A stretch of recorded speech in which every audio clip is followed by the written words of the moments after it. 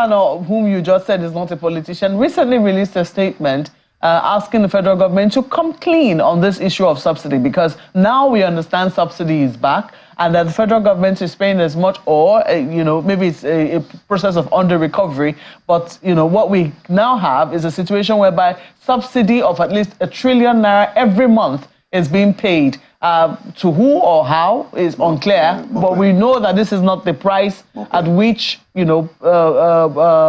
petrol is landing in the country. And there are big questions on what is happening with the refineries.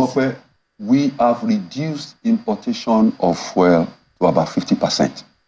You know that for a fact? I know that for a fact. I mean, how much? Can you say precisely how many liters were imported? I cannot say, because I'm not in that industry. Yeah, but you said. But what I can tell you, yes, is because there are some local refineries now, Dangote refinery and a host of other smaller refineries that are working. I think what we need to do, I've said it before and I will repeat myself, the government needs to communicate more, engage Nigerians more. You talk about subsidy. Mr. Falana knows. We all know, because we see it on the pages of newspapers, on TV, on radio, every day, the rate of crude, the price of crude in dollars, every day.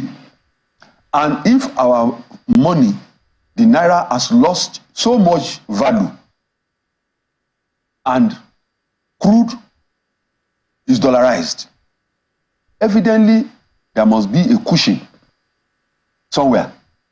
Then, to what extent is that cushioning being done?